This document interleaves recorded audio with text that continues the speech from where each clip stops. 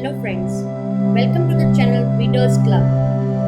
I'm your host Neena Nagada, thanking you for joining in. This is the story reading channel that helps the children to improve their vocabulary by reading with me. It also incorporates the listening skills, relaxation and meditation that helps the listener with a bedtime story, to help them drift away with ease.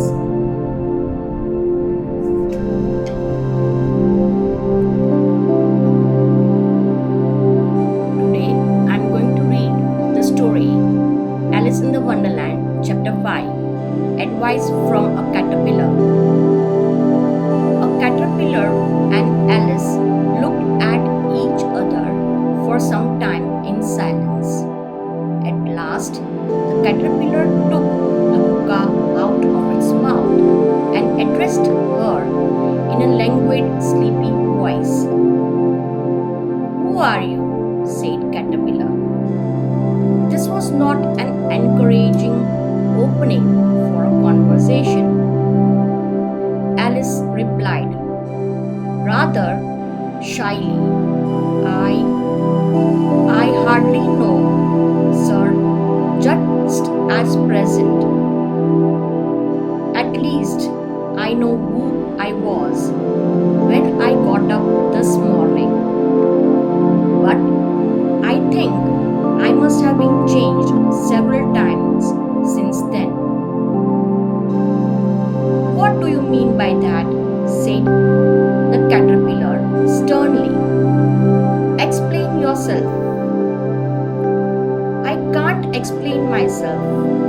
I'm afraid, sir, said Alice. Because I'm not myself, you see. I don't see, said Caterpillar. I'm afraid I can't put it more clearly. Alice replied very politely, for I can't understand it myself to begin with. And being so many different sizes in a day is very confusing. It isn't, said Caterpillar. Well, perhaps you haven't found it.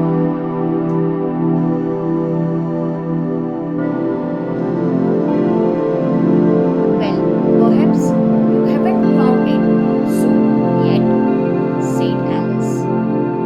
But when you have turned into a Jerusalem, you will someday, you know, and then after that into a butterfly. I should think you will feel it a little weird, won't you? Not a bit, said the caterpillar. Well, perhaps your feelings may be different, said Alice. All I know is it would feel very queer to me. You, said the caterpillar contemptuously. Who are you? Which brought them back again to the beginning of the conversation. Alice felt a little irritated at the caterpillars making such very short remarks. And she drew herself up and said very gravely, I think you ought to tell me who you are first. Why? Said the caterpillar. Here was another puzzling question. And as Alice could not think of any good reason, and as Caterpillar seemed to be in a very unpleasant state of mind, she turned away. Come back, the caterpillar called after her. I have something important to say. This sounded promising, certainly. Alice turned and came back again. Keep your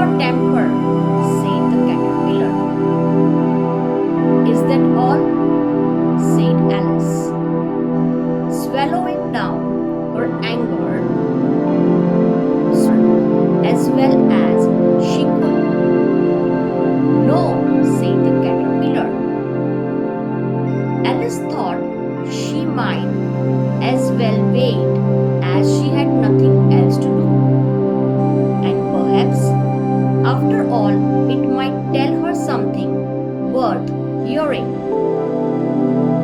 For some minutes, it puffed away without speaking, but at last it unfolded its arms, took the hookah out of its mouth again, and said, "So, you think you are changed, do you?" "I'm afraid I am, sir," said Alice. "I can't remember things as I used, and I don't keep the same size for 10 minutes together."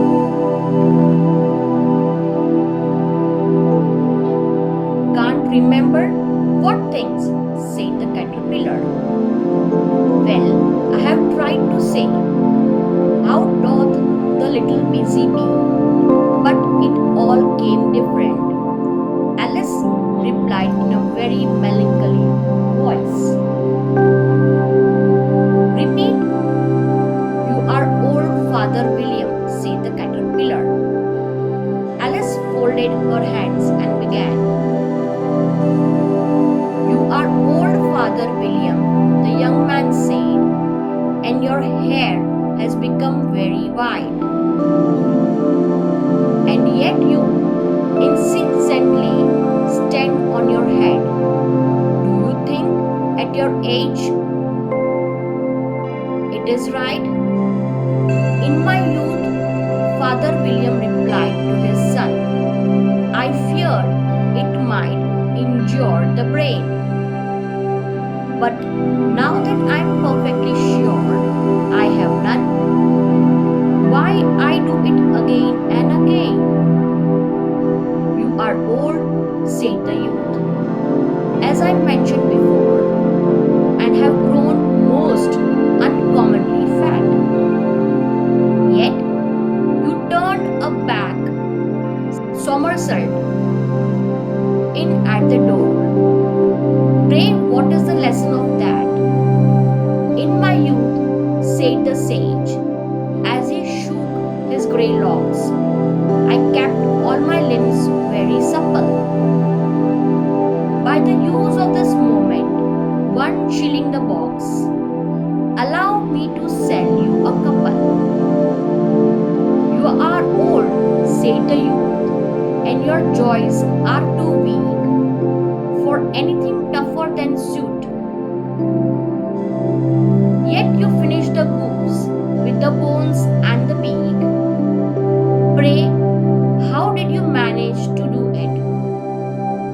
"In my youth," said his father, "I took to the law and argued each case with my wife, and the muscular strength which it gave to my job has lasted the rest of my life." "You are old," said the youth. "One would hardly suppose that your eye was as steady as ever. Yet you balanced an eel on the end of your nose. What made you so awfully clever?" "I have answered 3 questions, and that is enough," said his father. "Don't give yourself airs. Do you think I can listen all day to such stuff? Be off, or I'll kick you downstairs." "That is not said right," said the caterpillar. "Not quite right, I'm afraid," said Alice timidly. "Some of the words have got altered. It is wrong from beginning to end," said the caterpillar decidedly, and there was a silence for some minutes. The caterpillar was the first to speak.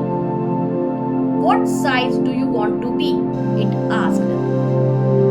"Oh, I'm not particular as to size," Alice hastily replied. "Only one doesn't like changing so often, you know." "I don't know," said the caterpillar.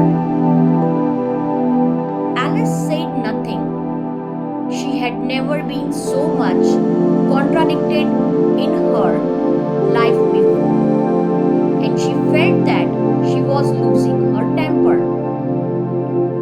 Are you content now? Said the caterpillar. Well, I should like to be a little larger, sir, if you wouldn't mind, said Alice. 3 inches is such a wretched height to me.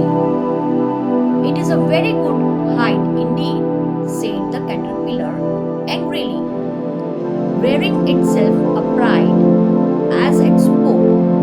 It was exactly 3 inches high. But I'm not used to it, pleaded poor Alice in a piteous tone. And she thought of herself, I wish the creatures wouldn't be so easily offended. You will get used to it in time, said the caterpillar. And it put the hookah into its mouth and began smoking again. This time Alice waited patiently until it chose to speak again. In a minute or two, the caterpillar took the hookah out of its mouth and yawned once or twice and shook itself. Then it got down off the mushroom and crawled away in the grass, merely remarking as it went, one side will make you grow taller and the other side will make you grow shorter. One side of what? The other side of what? Thought Alice to herself. Of the mushroom, said the caterpillar, just as if she had asked it aloud, and in another moment it was out of sight. Alice remained looking thoughtfully at the mushroom for a minute, trying to make out which were the two sides of it. And as it was perfectly round, she found this a very difficult question. Therefore, at last she stretched her arms round it as far as they would go and broke off a bit of the edge with each hand. And now which is which? She said to herself, and nibbled a little for the right hand bit to try the effect. The next moment she felt a violent blow underneath her chin. It had struck her foot. She was a good deal frightened by this very sudden change. But she felt that there was no time to be lost as she was shrinking rapidly. So she set to work at once to eat some of the other bit. Her chin was pressed so closely against her foot that there was hardly room to open her mouth. But she did it at last and managed to swallow a morsel of the left hand bit. Come, my head's free at last, said the Alice in a tone of delight, which changed into alarm in another moment when she found that her shoulders were nowhere to be found. All she could see when she looked down was an immense height of neck, which seemed to rise like a stalk out of a sea of green leaves that lay far below her. What can all that green stuff be? Said Alice. And where have my shoulders got to? And oh, my poor hands, how is it I can't see you? She was moving them about as she spoke, but no result seemed to follow. shaking among the distant green leaves. As there seemed to be no chance of getting her hands up to her head, she tried to get her head down to them and was delighted to find that her neck would bend about easily in any direction, like a serpent. She had just succeeded in curving it down into a graceful zigzag and was going to dive in among the leaves, which she found to be nothing but the tops of the trees under which she had been wandering, when a sharp hiss made her draw back in a hurry. A large pigeon had flown into her face and was beating her violently with its wings.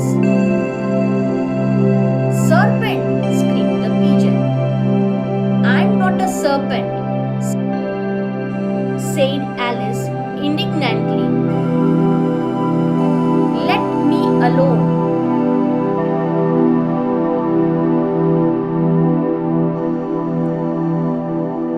"Serpent, I say again," repeated the pigeon, but in a more subdued tone and added with a kind of sob. "I have tried every way and nothing seems to suit them. I haven't the least idea what you are talking about," said Alice. "I have tried the roots of trees, and I have tried banks, and I have tried hedges." The pigeon went on without attending to her. "But those serpents, there is no pleasing them." Alice was more and more puzzled, but she thought there was no use in saying anything more till the pigeon had finished. "As if it wasn't trouble enough hatching the eggs," said the pigeon, "but I must be on the look out for serpents night and day. Why, I haven't had a wink of sleep these 3 weeks. I'm very sorry you have been annoyed," said Alice, who was beginning to see its meaning. "And just as I had taken the highest tree in the wood," continued the pigeon, raising its voice to a shriek,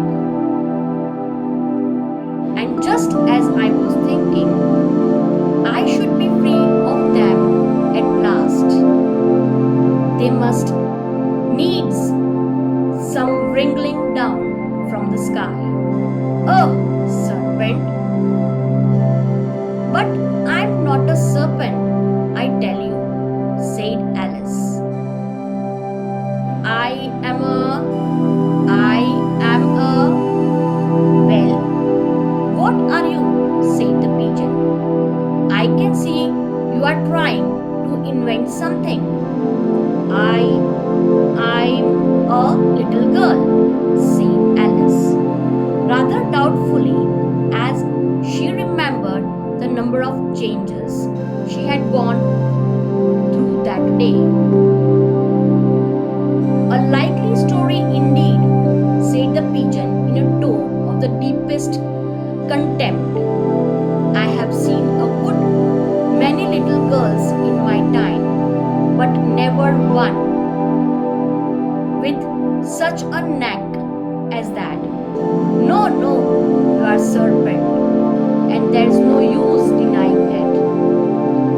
I suppose you will be telling me next that you never tasted an egg." "I have tasted eggs, certainly," said Alice, who was a very truthful child. "But little girls eat eggs quite as much as serpents do, you know." "I don't believe it," said the pigeon. But if they do, why then they are a kind of serpent.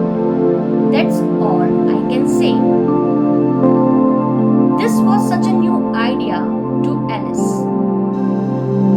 that she was quite silent for a minute or two, which gave the pigeon the opportunity of adding, "You are looking for eggs. I know that well enough. And what does it matter to me whether you are a little girl or a serpent? It matters a good deal to me," said Alice hastily. "But I'm not looking for eggs as it happens, and if I was, I shouldn't want yours. I don't like them raw."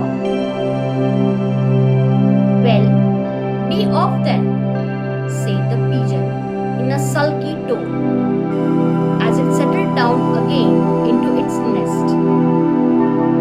Alice crouched down among the trees as well as she could, for her neck kept getting entangled among the branches, and every now and then she had to stop and untwist it.